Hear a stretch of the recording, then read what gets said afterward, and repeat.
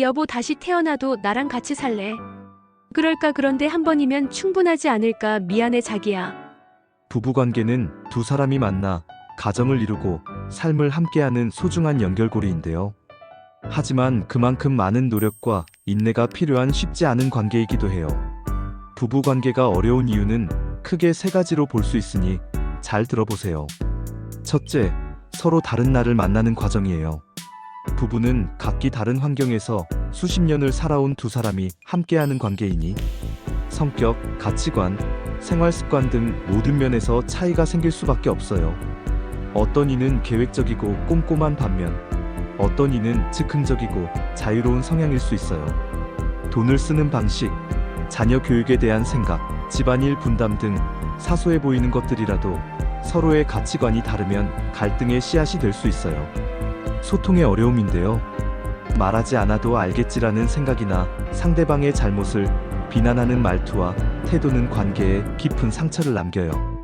감정을 솔직하게 표현하고 상대방의 말을 귀담아 듣는 건강한 소통 방식을 익히는 것이 중요해요. 오래 잘 사는 부부들 보면 상대방의 말과 행동 자체를 존중해주고 자기의 틀 안에서 맞추려 하지 않아요. 친밀감의 부재가 있는데요. 바쁜 일상 속에서 서로에게 무관심해지면 정서적 친밀감이 떨어지기 쉬워요. 단순히 같은 공간에 있는 것을 넘어 서로를 이해하고 지지해주는 정서적 연결이 없다면 부부관계는 악화될 수 있어요. 다양한 외부 요인과 역할 변화도 중요한 이유예요.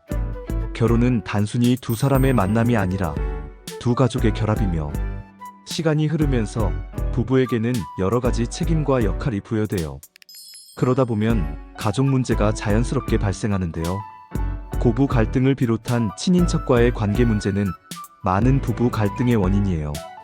부부 간의 문제가 아닌 외부 요인이 관계에 영향을 미치는 경우도 많아요. 20년 가까이 살다 보니 경제적 문제가 갈등을 야기해요. 돈에 대한 생각과 소비 습관의 차이, 예상치 못한 경제적 어려움 등은 부부관계에 큰 부담을 주어요.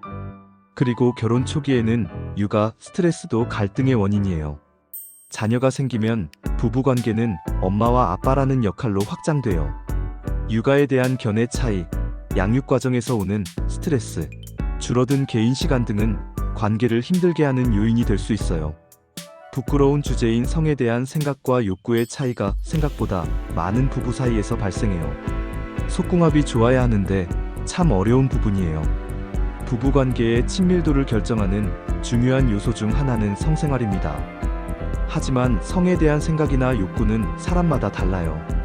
한쪽의 성적 욕구가 크고 다른 한쪽은 그렇지 않다면 이는 서로에게 거절감이나 죄책감을 느끼게 할 수 있어요. 이로 인해 정서적 거리감이 생겨 섹스리스 부부로 발전하는 경우가 많아요. 마지막으로 신체적 심리적 변화가 나타나는데 나이가 들거나 건강상의 문제, 스트레스 등으로 성기능이나 성욕이 저하될 수 있습니다. 이는 심리적 위축감을 가져와 관계에 영향을 미치게 돼요. 부부관계는 끊임없이 소통하고 서로를 이해하려는 노력이 필요한 평생의 숙제와 같습니다. 하지만 이러한 어려움들을 함께 극복해 나가는 과정 속에서 관계는 더욱 단단해질 수 있습니다. 혹시 부부관계에 어려움을 겪고 있다면 어떤 고민들을 하고 있나요?